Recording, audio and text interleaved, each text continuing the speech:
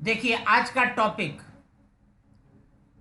कल मैंने आप लोगों को ग्रुप में 2-3 वीडियो भेजे थे, वो आपने बोलो वीडियो सर। देख लिए होंगे। यदि उसमें किन्हीं को कोई डाउट हो तो पूछ सकते हैं, और यदि कोई डाउट नहीं है तो फिर हम लोग फोर्थ यूनिट के न्यूमेरिकल्स के बारे में डिस्कस करेंगे।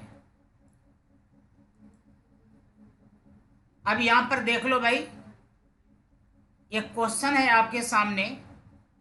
An exothermic chemical reaction is occurring in two steps as follows। देखिए ये पहला स्टेप है और ये दूसरा स्टेप है। कोई एक केमिकल रिएक्शन है जो कि 2 स्टेप में कंप्लीट हो रहे हैं। इसका फर्स्ट स्टेप स्लो है और सेकंड स्टेप फास्ट है, और यहाँ पर आपको ये ग्राफ दिखाया गया है। तो आपको बताना है कि मान लीजिए कि ये ए हो गया, ये बी हो गया, यानी कि ये पहला ऑप्शन है, दूसरा, तीसरा और चौथा। इसमें से कौन सा ऑप्शन सही होगा, जवाब दीजिए।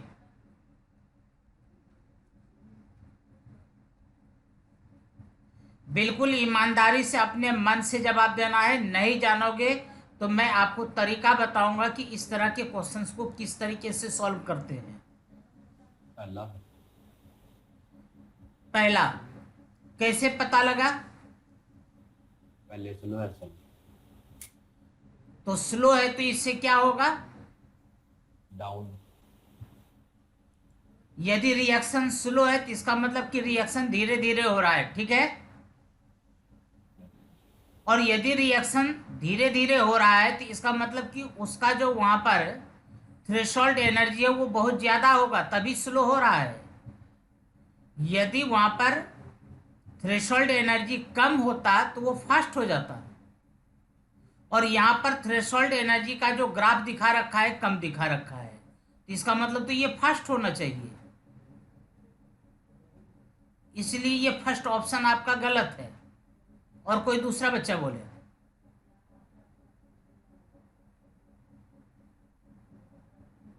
Second sir. सेकंड कैसे होगा भाई?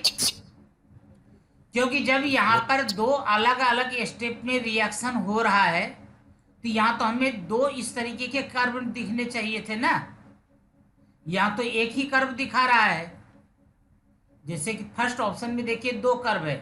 पहला कर्व हो गया पहला स्टेप, दूसरा कर्व हो गया ये दूसरा स्टेप। यह तो दिखा रहा है कि यह एक ही स्टेप में रिएक्शन कंप्लीट हो गया, इसलिए सेकंड भी आपका ऑप्शन गलत है।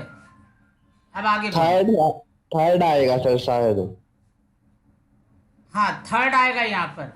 क्योंकि यहाँ पर देखिए कि आपके पास यहाँ पर 2 स्टेप्स दिए गए हैं, यहाँ पर 2 कर्व आपको दिखाई पड़ रहे हैं। अब पहला स्लो है और दूसरा फास्ट है। यदि फर्स्ट स्टेप स्लो है तो इसका थ्रेशोल्ड एनर्जी ज़्यादा होगा, तो इसका कर्व का जो पीक है वो ज़्यादा है, और दूसरे कर्व का पीक क्या है, थोड़ा डाउन है। यदि ये डाउन है दूसरा, तो यानी कि दूसरा यहाँ पर फास्ट है। अब समझ में आया क्या? हेलो? Yes sir. हाँ। Yes sir. तो ये जनरली कंपटीशन में पेपर में पूछे जाते हैं, और मैं आप लोगों को इस तरीके से इसलिए पढ़ा रहा हूँ कि इस साल जो पेपर होने हैं वो 35 केवल MCQ, ये एसर्शंस एंड रीजन आने हैं। और हो सकता है कि आप लोगों के टाइम में भी ऐसा ही रह जाए, क्योंकि कोरोना काल में आप लोग भी चल रहे हैं। इसलिए मैं ये आप लोगों को इस तरीके से तैयार करवा रहा हूं। चलिए, तो फर्स्ट क्वेश्चन सबों के समझ में आ गया क्या, यहां से लेकर के यहां तक? Yes fourth sir. भी तो ऐसा ही है सर। क्या फोर्थ चीज? आंसर। फोर्थ फोर्थ भी तो नहीं सर होगा। थर्ड। थर्ड जैसा ही है सर। अब यहां पर देखो, आप ये कहेंगे, बिल्कुल सही क्वेश्चन है आपका, कि यदि थर्ड और फोर्थ दोनों दिखने में एक जैसे लग रहे हैं तो यहां पर फोर्थ हमारा आंसर क्यों नहीं हो सकता है? ठीक है। अब कल के लेक्चर को आप जरा गौर से देखिएगा। मैंने आपको बताया था कि दो ग्राफ, एक एक्सोथर्मिक और एक एंडोथर्मिक। एक में ये जो आप देख रहे हैं जो प्रोडक्ट वाला है, अब देखता हूं कल वाला लेक्चर यदि मेरे पास होगा तो, यदि कहीं पर सेव होगा तो, क्योंकि मेरी आदत थोड़ी खराब सी है। हाँ यही होगा, ये तो आज वाला ही हो गया ना, कल वाला है। ठीक ठीक ठीक। अब ये देखो, इसी कंसेप्ट के ऊपर मैंने क्वेश्चन दिया है। ये P दिखाई पड़ रहा है क्या? ये यहां पर जो माउस है, हेलो, यस सर, दिख रहे हैं। ठीक है। इसमें ये लाइन जो है, इस लाइन को मैं खींच करके यहां तक ले आता हूं। ये जो लाइन है ये प्रोडक्ट की लाइन है, और ये जो रेड वाली लाइन है ये रिएक्टेंट की लाइन है। एक बात याद रखना कि जब भी एक्सोथर्मिक रिएक्शन होगा तो प्रोडक्ट की लाइन रिएक्टेंट के लाइन से नीचे आएगी, और यदि प्रोडक्ट का लाइन रिएक्टेंट के लाइन के ऊपर रह जाए, जैसे ये देख लीजिए यहां पर प्रोडक्ट का लाइन रिएक्टेंट के लाइन से ऊपर है, ये कहलाएगा एंडोथर्मिक और ये कहलाएगा एक्सोथर्मिक। फर्क का पता लगा क्या? Hello, yes sir. हाँ अब देख लीजिए, यदि यहां पर AB का ग्राफ इस लाइन से ऊपर है, यदि इस AB का ग्राफ इस लाइन के ऊपर है, यह हो गया एंडोथर्मिक। यदि यहां पर होता एंडोथर्मिक तो आपका आंसर होता फोर्थ।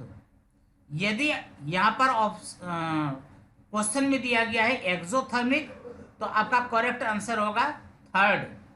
यदि यह रिएक्शन केवल एक ही स्टेप में होता, ये नहीं होता, मान लीजिए कि मैंने इसको थोड़ी देर के लिए कट कर दिया, तब आपका आंसर होता यहां पर क्या, और यहां पर लिखा हुआ होता AB, यहां पर लिखा हुआ होता AB, तब आपका सही आंसर होता सेकेंड।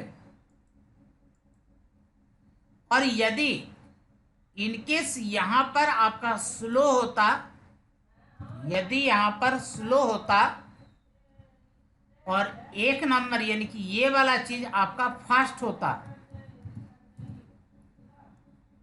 ये फास्ट होता, तब आपका सही आंसर होता फर्स्ट। ये चारों ऑप्शन के रीजन समझ में आ गए क्या? Yes, sir. हाँ यस सर। तो मेरा यही कहना है कि आप घर में पढ़ो या ट्यूशन पढ़ो या स्कूल में पढ़ो, आपकी तैयारी इस तरीके से होनी चाहिए कि हर एक, आखिर जो वो ऑप्शन दिया गया है किस कंडीशन में वो ऑप्शन सही होगा, ये यदि आप समझ रहे हैं तो आपकी तैयारी सही ट्रैक पर चल रही है, आप CBSE बोर्ड के टॉप 10 में हैं। और यदि आपकी तैयारी ऐसी नहीं है तो आप लास्ट 10 में भी नहीं हो सकते हैं। चलो आगे, क्वेश्चन नंबर सेकंड। मैं लोगों को सपना नहीं दिखाता हूं, कड़वा बोलता हूं, इसलिए आप लोग शायद मुझे पसंद नहीं करते हैं, इसलिए ध्यान से पढ़ो। अब देखो भाई यहां पर नेक्स्ट, अरे रोहन गुप्ता ज्वाइन नहीं करता है भाई, पहले दिन तो रोहन गुप्ता ज्वाइन किया था, जरा पता करना तो। और एक काम और करना, जितने बच्चे अभी जुड़े हुए हैं सभी बच्चे अपना व्हाट्सएप नंबर से मुझे व्हाट्सएप करना, यानी कि आप अपना नाम लिख देना ताकि मुझे पता लग जाए कि ये इनका व्हाट्सएप नंबर है, ताकि मैं डायरी में नोट कर लूं, और जिस दिन जो बच्चा नहीं आएगा उसके घर में फोन खड़काऊंगा।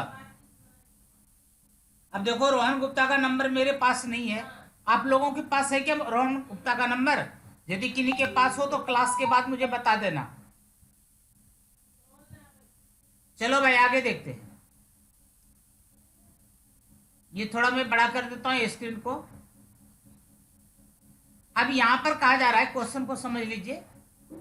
क्वेश्चन का मैं कलर थोड़ा सा चेंज कर देता हूं ताकि पढ़ने में कोई परेशानी ना हो। यहां पर है कि a reaction whose temperature is increase 10 degree Celsius to, हालांकि यहां पर देखो मैंने आंसर भी पूरा डिटेल में लिख रखे हैं। हाँ, किसी बच्चे की आवाज आई है, उसने सही जवाब दिया है। किसने बोला है 16 अभी?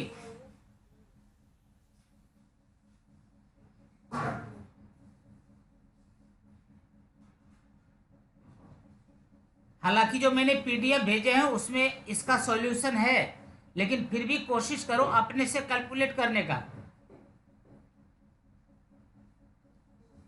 इसके कारण आपके समझ में आने चाहिए कि इस क्वेश्चन, इस तरीके का यदि क्वेश्चन है तो इसका जवाब हम कैसे देंगे। Anshu, Yes, sir. हाँ सॉल्व हुआ बेटा? No, sir. तो देखो टाइम खराब मत करो। आवेश, यस सर। हाँ सॉल्व हो गया आपका? नो सर, अभी चल रहा है। चलो कोई दिक्कत नहीं, टाइम खराब नहीं करेंगे। ये आंसर रहा आपके सामने। अब यहां पर देखो, इसको समझो। नॉर्मली क्या हमने कहा था आप लोगों को कि यदि 10 डिग्री सेल्सियस टेम्परेचर किसी भी रिएक्शन का आप इंक्रीज करते हैं तो वहां पर वह लगभग डबल या ट्रिपल हो जाता है। देखिए ऊपर में लिखा हुआ है, we know that on increasing temperature by 10 degree Celsius the rate of reaction becomes 2 और 3 टाइम्स। तो रेट ऑफ रिएक्शन लगभग डबल या ट्रिपल हो जाता है। यदि हम ये मान लें कि if the value of temperature coefficient is not given, यदि आपको यहाँ पर ये नहीं दिया गया है कि 10 डिग्री टेम्परेचर बढ़ाने पर कितना बढ़ रहा है, तो हमें वहां पर क्या मान करके चलना होगा कि रेट ऑफ रिएक्शन वहां पर डबल हो रहे हैं। ये समझ में आ गया क्या? कोई भी रिएक्शन यदि हो रहा है और उस रिएक्शन में आपने 10 डिग्री सेल्सियस टेम्परेचर इंक्रीज कर दिया तो वहां पर नॉर्मली रेट ऑफ रिएक्शन लगभग 2 टाइम्स और 3 टाइम्स इतना इंक्रीज हो जाता है।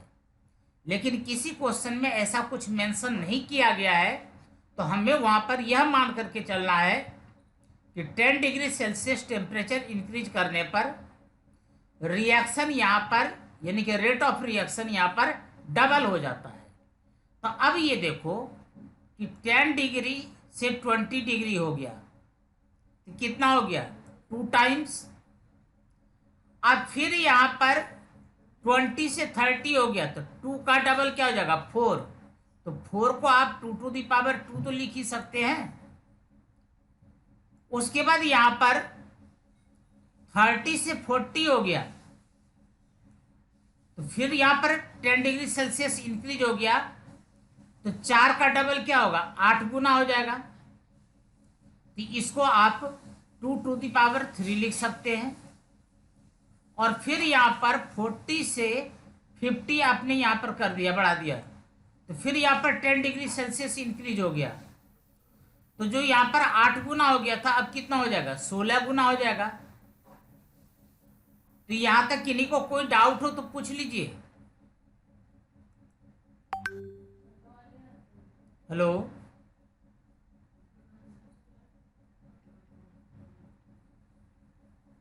No sir. समझ में आ गया? Yes sir. ये अभी कौन बोले? आवाज थोड़ी बदली बदली सी थी भाई।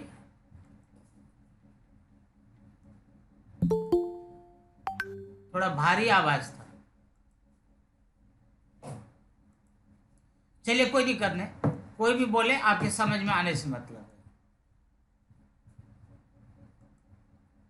हाँ देखो, कोई सिंगल स्टूडेंट भी हो जिनके समझ में ना आया हो तो वो पूछ ले भाई। नेक्स्ट क्वेश्चन,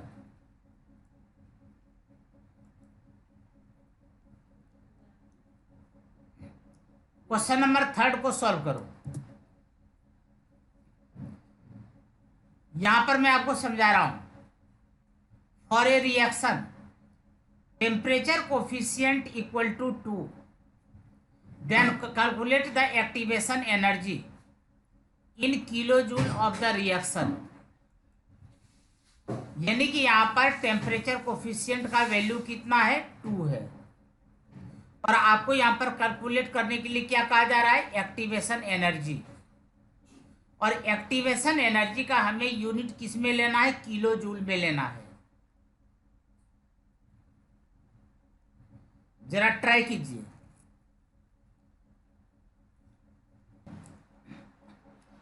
सॉल्व होगा या नहीं होगा?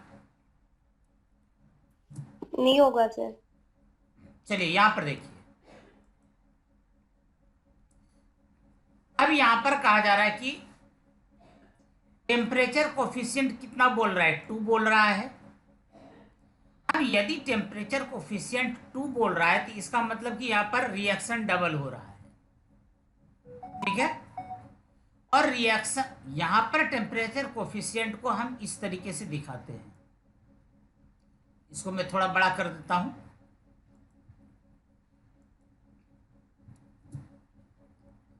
टेम्परेचर कोफिशिएंट इक्वल टू होता है K2 अपन K1। अब यदि यह 2 है तो टेम्परेचर कोफिशिएंट 2 हो गया, यानी कि K2 अपन K1 का वैल्यू 2 हो गया। इसका मतलब कि यहां पर टेम्परेचर का डिफरेंस कितना होगा, 10 डिग्री सेल्सियस होगा। हमने यहां पर मान लिया, लेट किया, एज्यूम किया कि फर्स्ट टेम्परेचर 25 डिग्री सेल्सियस है और सेकेंड टेम्परेचर 35 डिग्री सेल्सियस है, तो 10 डिग्री का अंतर आ गया। ये हमने क्यों लिखा, क्योंकि यहां पर टेम्परेचर कोफिशिएंट कितना है, 2 है। यदि इनकेस यहां पर टेम्परेचर कोफिशिएंट हमारा 4 होता तो हम यहां पर टेम्परेचर कितना ले लेते, 20 का डिफरेंस ले लेते। यदि यहां पर आपका टेम्परेचर कोफिशिएंट 8 होता, यहां पर 30 का डिफरेंस ले लेते।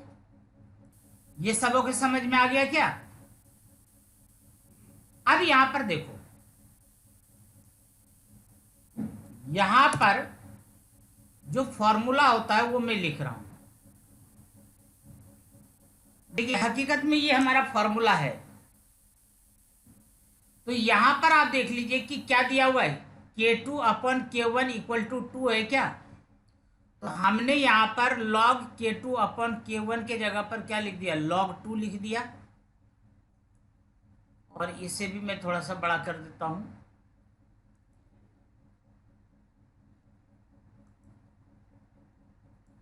हाँ, अब यहां पर EA का मतलब हो गया एक्टिवेशन एनर्जी, हमने यहां पर EA लिखा है। और यहां पर वास्तव में इसका मतलब होता है R। तो 2.303 है, तो मैंने यहां पर 2.303 लिखा इंटू R। R का वैल्यू यहां पर होता है 8.314। ये आप देख सकते हैं, R का वैल्यू हमने यहां पर लिख दिया है। लेकिन ये कब लेना है, जब हमारे पास जूल में हो, किलो जूल में। यदि कैलोरी में होगा तो फिर इसका वैल्यू अलग होगा, इंटू 1/T1 माइनस 1/T2। इसका मतलब 1 क्या हो जाएगा, 270। ये यहाँ पर 290। हाँ हाँ, टाइपिंग मिस्टेक हो गया है, 298 हो जाएगा। तब उस हिसाब से जरा ये कैलकुलेशन चेक कर लीजिएगा, ठीक है। और यहां पर हो जाएगा T2 के जगह पर 308। और ये 10 तो समझ में आ गया होगा कि इन दोनों का डिफरेंस आएगा। इतने तो आप लोग मैथमेटिक्स में होशियार हैं ही। अब समझ में आया क्या? Yes yes sir. सर। हाँ, ठीक।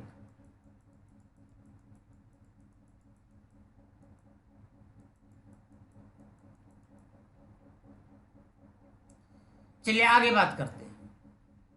Question number 4। अब क्वेश्चन नंबर 4 में क्या है, देखो भाई, यदि इस तरह का क्वेश्चन हो तो हम यहां पर किस तरीके से सॉल्व करेंगे।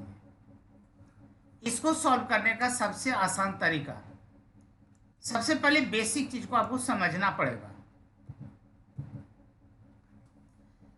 यहां पर हमने इस रिएक्शन को लिख लिया, जो यहां पर ये रिएक्शन है, इसी रिएक्शन को हमने यहां पर लिखा। भाई हमें ये रिएक्शन दिया गया है, और इस रिएक्शन के लिए यहां पर देखिए कि एक्टिवेशन एनर्जी कहा जा रहा है 17 किलो जूल है, तो मैंने यहां पर एक्टिवेशन एनर्जी 17 किलो जूल लिख दिया। ठीक है, उसके बाद इस क्वेश्चन के अंदर क्या क्या चीज दिया गया है। इस क्वेश्चन के अंदर दिया गया है हीट ऑफ द रिएक्शन। अब हीट ऑफ रिएक्शन यानी कि डेल्टा एच हो गया। अब चूंकि यह एक्सोथर्मिक रिएक्शन है, तो आपको पता है कि एक्सोथर्मिक रिएक्शन में डेल्टा एच का वैल्यू निगेटिव होता है, इसलिए मैंने यहां पर माइनस लगाया। और न्यूमेरिक वैल्यू कितना है, 40 किलो जूल है। ये हो गया आपका 40 किलो जूल। यहां तक समझ में आया क्या, जो ब्लॉक बना हुआ है। Yes yes sir. सर। हाँ, अब देखो यहां पर, अब डेल्टा एच यदि कैलकुलेट करना हो बैकवर्ड रिएक्शन और फॉरवर्ड रिएक्शन में, तो इसके लिए आपको ये फॉर्मूला याद रखना पड़ेगा। यहां पर एक्टिवेशन एनर्जी एफ का मतलब फॉरवर्ड डायरेक्शन के लिए, और जहां पर एक्टिवेशन एनर्जी लिखा हुआ है बी, यह बैकवर्ड डायरेक्शन के लिए। तो यानी कि यहां पर फॉरवर्ड डायरेक्शन में से बैकवर्ड डायरेक्शन को आप माइनस करेंगे। तो अब यहां पर जरा से समझो, डेल्टा एच का वैल्यू कितना दिया गया, 17। आपने यहां पर लिखा 17 equal to, sorry, delta H 40 दिया गया है, माइनस का यहां पर 40 है। आपके तरीके में मैं समझाने की कोशिश कर रहा हूं। डेल्टा एच की जगह पर हमने क्या रख दिया, -40। अब activation energy for forward reaction ये वाला है, आपने यहां पर लिखा 17, फिर माइनस में यहां पर एक्टिवेशन एनर्जी किसके लिए, बैकवर्ड डायरेक्शन के लिए निकालना है।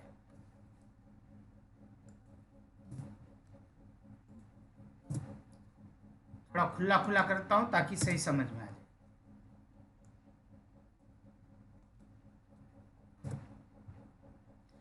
अब आपको यहां पर क्या करना है, हमें इसका वैल्यू निकालना है। इसको उठा करके तो ले जाते हैं उस साइड, और इसको उठा करके इधर ले आते हैं। तो यदि आप इस फिगर को उठा करके साइड चेंज करके इधर लाते हैं, तो जरा देखो, ये जो माइनस में था क्या हो जाएगा, प्लस में बदल जाएगा क्या, और ये जो इधर हमारा माइनस में है ये वाला, वो इधर आकर के प्लस में बदल जाएगा। तो अब Yes, आप, sir. हाँ, तो क्या मिला, 57 किलो जूल मिला क्या। Yes sir. हाँ, अब तो टाइम हो गया ओवर। तो Yes, आप, sir. हाँ, तो आप लोग क्या करेंगे कि जो मैंने ग्रुप में भेजे हैं, 2 क्वेश्चन मैंने, ये 2 अलग अलग पीडीएफ मैंने भेजे हैं। एक तो मैंने केवल एमसीक्यू के लिए भेजा है, और जो दूसरा मैंने वो भेजा जो कि मैं आपको पढ़ा रहा हूं, ये वाला चीज। तो बाकी आप इसको तैयार करेंगे, ठीक है। और तैयार करने के बाद यदि किन्हीं को कोई प्रॉब्लम हो तो पूछ लेंगे। तो मीटिंग ओवर करें क्या। Yes sir. Thank you. Yes sir. Question का फॉर्मेट आज मैं आप लोगों को ग्रुप में डाल दूंगा कि ये फॉर्मेट रहेगा, अभी मैंने टाइप किए नहीं। Thank you. Thank you sir. Thank you. Okay sir. Okay. ये राहुल गिल आज फर्स्ट डे आया है क्या? कल भी था सर। अच्छा राहुल जी, हाँ तो आप अपना सिलेबस जल्दी पूरा कीजिए जो पीछे का छूटा हुआ भाई। ठीक है सर।